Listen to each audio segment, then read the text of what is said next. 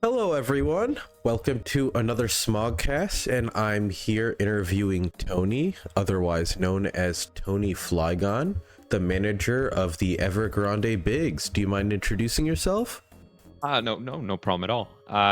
Well, yeah, I am. I'm Tony. I'm now managing the Bigs, formerly the Wolf Pack, which I know has caused a little confusion. I still see us being referred to as the Wolf Pack here and there. Adam even did it himself today, so it's taking some getting used to. Uh, yeah. No, I've managed a couple SPLs before. First time on the Bigs after a year away from it all. And yeah, no, I'm very excited to see how this is gonna go. It's a new adventure for us, but it's hopefully gonna be a very fun one. Mhm. So obviously if for those who don't know, the Bigs are historically one of the worst teams in SPL, but on the other hand, you're one of the best managers in the history of Smogon. Is there a particular identity that you're looking to establish for the Bigs this year in order for the team to be successful? It is actually part of the charm for us. We really like the challenge and the idea of turning around what is considered to be the worst team into a competitive team that can win and compete at very least. And that's the main goal for the Bigs. The Bigs are the laughing stock of SPL, and people are always joking about, well, at least you're not the Bigs, or it's always like that. The Bigs are always put into that corner of the discussion, and that's what we're gonna turn around now. So that's definitely the identity is gonna 180 if it's up to us. That's awesome to hear, man. I'm looking forward to see what you guys do. What player on your team do you feel like was the biggest steal in the auction this year? Biggest steal for me, 100% Santu. I think under 20k for the undisputed, unanimous ranked first Horus player in a pool that now doesn't have some of the big guns that the Horus pool has had in previous years, yeah, like X-Ray or CBB or even Fade is now playing a different tier. Nico is playing a different tier. So that makes me feel very good about securing the best player in the pool for under 20.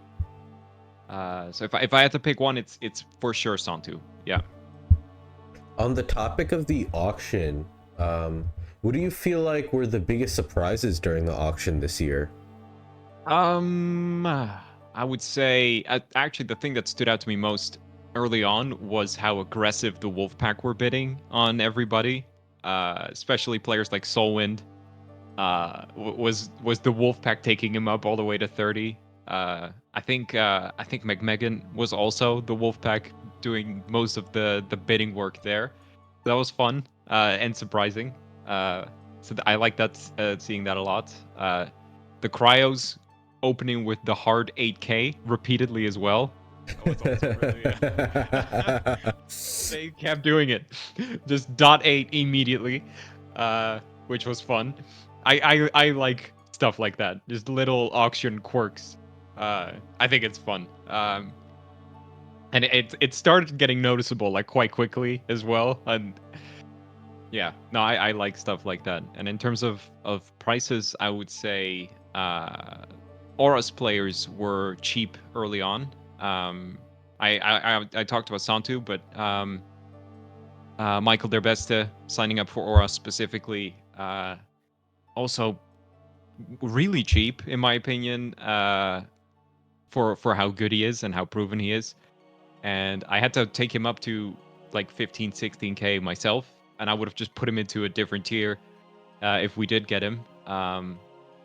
That was surprising, and I think also why Ruffles Pro ended up ballooning so much towards the end, because so many of the Auras players went for cheap, and then the teams that still need Auras have him in mind as, oh, we'll just get Ruffles Pro, and then an hour later you end up in a big bidding war, and so that's interesting. That was the main thing that stood out to me price wise, I think.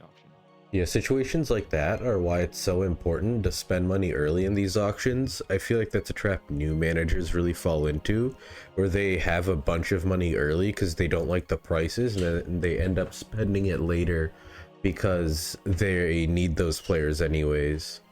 Yeah. And then yeah, the big ballooning bidding wars, an hour and a half in. It's Mhm. like now is our time. Yeah. Yeah, no, it happens, yeah, for sure.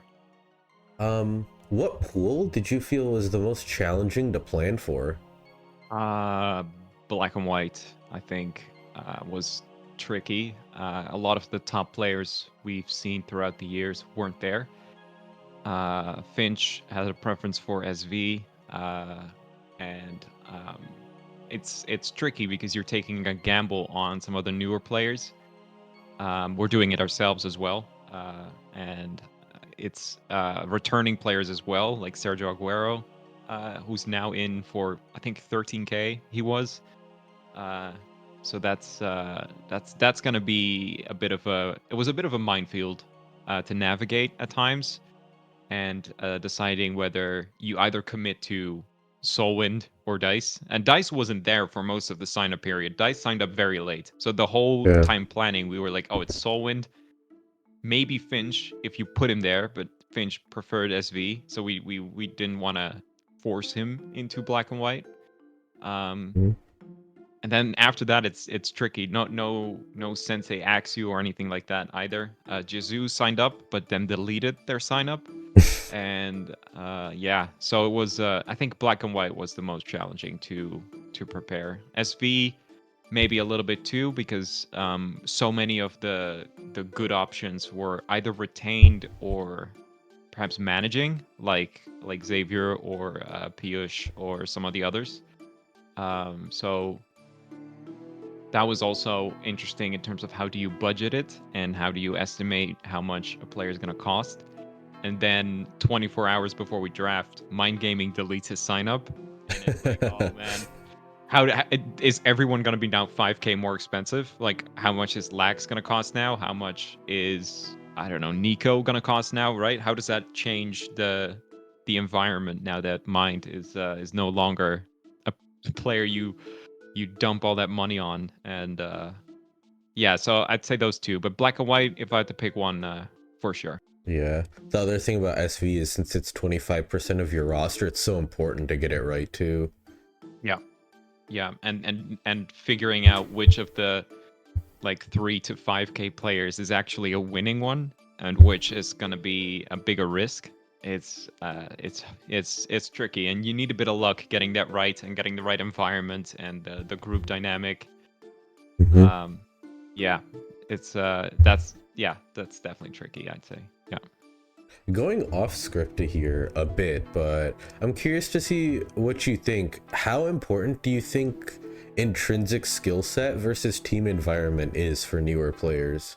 For newer players, I would say intrinsic skill set is more important because especially especially in older generations in SPL where you may not have team preview and you really require knowledge to like know and kind of piece together how the game is going to go. I think being actually able to play is the most important quality. And then from there, I think an average or below average season can turn into a great one once you get to environment, support, the prep dynamics, and that kind of thing. But ultimately, you do still have to meet a base level first, and then take it from there. I think, because even the the best players supporting you, like if you get incredible teams week to week, but if you cannot connect the dots in the game and click the right buttons or be assertive at the right times or things like that, it's not worth it. You're not gonna actually win enough games, and I think so. So I would say if you're new, getting actually good and just playing a ton is the only thing that truly matters. Just ladder, sign up for tournaments, circuits, the circuits have increased in quality so much in the last few years. So I would say playing first. Yeah, it's super fair.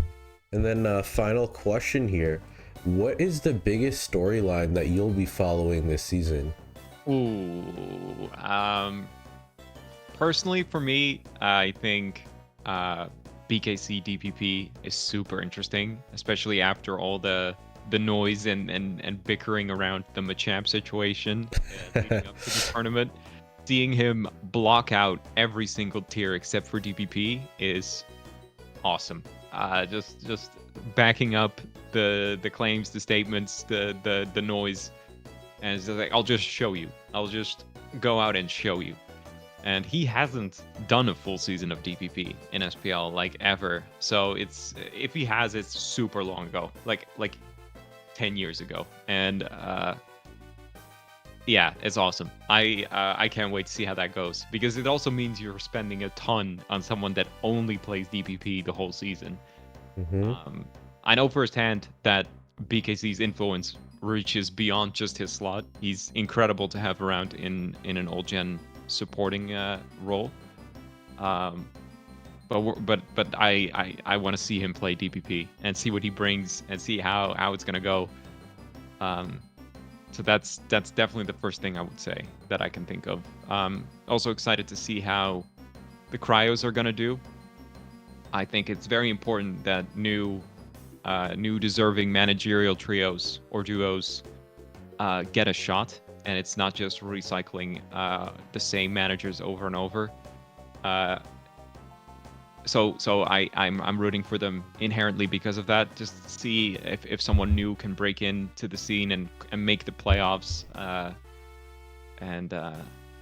So that's another thing. I'm curious to see how they'll go, because I think what you described too as well, that newer managers might not spend enough early. That might have happened to them a little bit, but I do think the roster is still workable. They have good players, so I think the cryos are a big question mark. There's really no way to know how they're gonna do, and so I'm excited to see how they'll do, and they're easy to root for me. Yeah, definitely looking forward to it. I feel like the quality in managers have gone up so much over time. There's not really a roster you can look at and be like, wow, that team sucks. I agree. Yeah, no, I agree. It's like predicting the playoffs is also gonna be wildly different for anyone you'd ask. I think you're gonna get, maybe you've asked a question, but I think you're gonna get wildly different responses throughout the interviews as well. So because it's a toss-up, it's hard to say preseason. We'll probably get a good indicator a few weeks in, but yeah, no, it's exciting. I think it's good that the teams are, and that's also a byproduct of the rules developing over time, like retentions being more punishing long term, and trades changing so much. It narrows the skill expression a little between the experienced managers and the new ones, so it makes it a little bit more fair if you're just getting into your first SPL. If your opposition doesn't have like 3 loaded retains and trades for another one with another team, and yeah, I think it's hard to say who's going to make the playoffs now. Excited to find out, obviously. Well, you already put that question out for yourself, so why don't you pick 3 teams besides yours to make the playoffs? Ooh, let me pull up the rosters. Let's see. I think I would always pick Tyrants, regardless of the draft. Just yeah, they've earned that right. They'll make it work. Yeah, exactly. Not something I would worry about. All right, let me see. Other teams I think are good. I would pick probably Actually, you know what? I'll pick the classiest. I think the Midwest plus Megan strategy is interesting, and I think they'll try harder than most other teams as well, in terms of post-draft energy. I'll go classiest, and I'll go.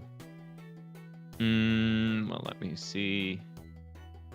I'll go Tigers because Zom is a very good manager in my opinion, and also someone very dedicated and will help his team a lot. And he has a lot of experience alongside him as managers. And the roster is just is solid top to bottom, very well spread out in terms of resources. Maybe a few risky slots, but every team has those. And I think, yeah, those would be my picks, I think. But that's not like very clear cut at all, because if I look at the Sharks, I think they're very good too, and could easily be one of the 4, and Raiders as well. Honestly, it's tough. But I'll do the ones I said before. I'll pick Classiest, and I'll pick the Tigers alongside Tyrants. All right. Thank you so much for sitting down and doing this interview with me. Good luck this season, and I hope you have a wonderful day. Thank you very much, and the same to you.